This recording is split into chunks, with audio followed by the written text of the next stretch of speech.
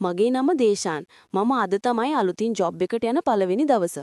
ඉතින් මම උදේම ඇහැරිලා ලෑස්ති වුණේ මගේ ජොබ් එකේ පළවෙනි දවසේම පරක් වෙලා යන්න බැරි නිසා.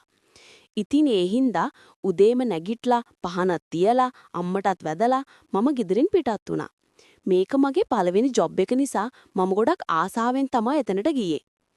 බයික් එකේ ආතල් එකේ මගේ ගමන මම පාඩුවේ ආවා. ඔහොම ටික දුරක් යද්දී කහයිර ගාවින් එකපාරටම කෙල්ලෙක් පාර පැන්නා. ඒ කෙල්ල පාර බලන්න නැටුම තමයි එකපාර පැන්නේ. එයා එකපාරටම පැනපු නිසා මම ඉක්මනට බ්‍රේක් පාරක් ගැහුවා. ළඟ තියලා බ්‍රේක් ගහපු නිසා නතර වුණේ ඒ කෙල්ලගේ ළඟින්මයි. කොහෙද නංගි පයින් එකපාරටම? බීලද ඔය තමුසේ? මම ඈතින් එනෝ දැක්කේ නැද්ද? මම ඒ කෙල්ලගෙන් ඇහුවා. අනේ සෝරි හලෝ මම දැක්කේ නෑ. හදිසි වැඩකට යන ගමන් ඉදියේ මම. සෝරි කිව්වම හරිද නංගි? ඔය හදිසිය හැප්පුණා නම් මල විනාශයක් නේද වෙන්නේ? පිස්සියෙක් වගේ පාර පයින්න එපා. අහිංසක අපිත් අමාරුවේ වැටෙනවා. මම ටිකක් සැරින් කිව්වා. අනේ මේ බූරුවෝ මම පිස්සියෙක් නෙවෙයි. අනික මම ඔයාගෙන් සමාව ගත්තනේ. ඇයි ඉතින් කෑ ගහන්නේ? ඒ කෙල්ල සැරින් කිව්වා. දැන් මමද බූරුවා? ඔයානේ වැසියෙක් වගේ පාර පැන්නේ. දැන් මට සද්ද දානවා. හරි ඉතින් ඒකට සෝරි කිව්වනේ මම. ඔයා කෑ ගහන්න යන්න එපා. එහෙමද? මට පිස්සියෝ එක්ක කතා කර කර ඉන්න බෑ. මොකද පිස්සියෝ එක්ක කතා කරලා දිනන්න බෑ. අනේ ඔය කතා කරන්න ඉගෙන ගන්නවා. නිකම් ඔයා කතා කරන්නේ මම හිතලා ඔයාගේ බයික් එකට පැන්නා වගේනේ. එහෙමද? හරි මම මැරදි. ඔයා හරි දැන් හරිනේ. පිස්සි. එහෙම කියලා ඒ කෙල්ලටත් පොඩ්ඩක් කරවලා මම මෙතනින් යන්න ගියා. මම අලුතින් වැඩ කරන්න ආපු කම්පැනි එකට ආවා. එතනට ඇවිත් මම CEO ගාවට ගිහින් රාජකාරිය බාරගත්තා. ඉතින් ඊට පස්සේ මම එතන වැඩ කරන්න පටන් ගත්තා. කොහොමද මචන්? ඔය අදද වැඩට ආවේ?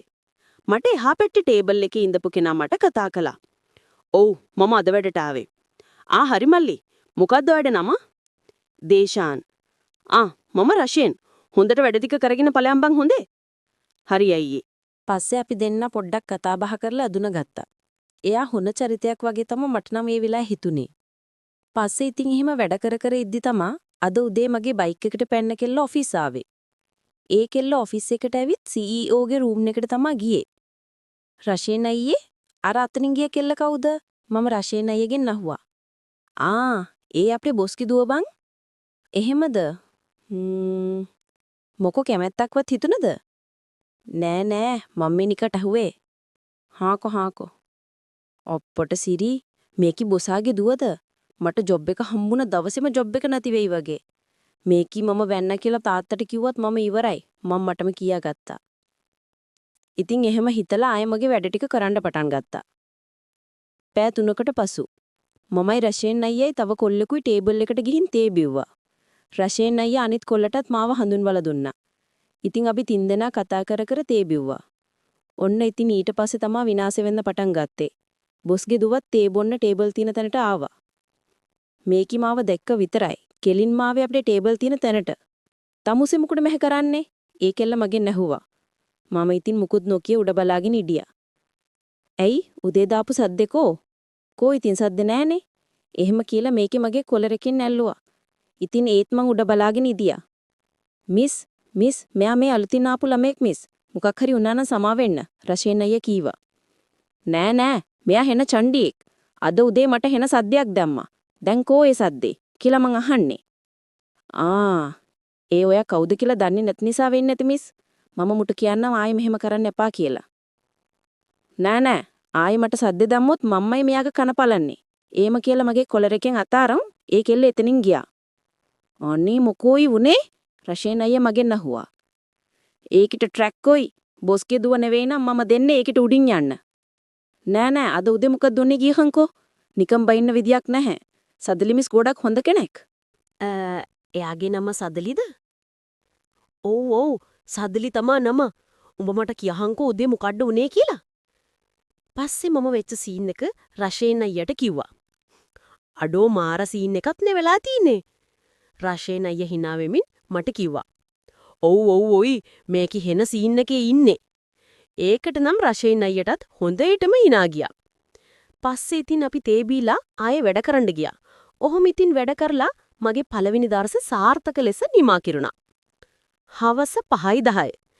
මම වැඩ ඉවර වෙලා ගෙදර යන්න හදද්දි මැනේජර් මට කතා කළා. මම ඒ වෙලාව නම් හිතුවේ මට අස්වීම් දෙන්න කතා කරනවා කියලා. ඒත් ඉතින් මම ඕන දෙයක් වෙච්ච දැන් කියලා ගියා.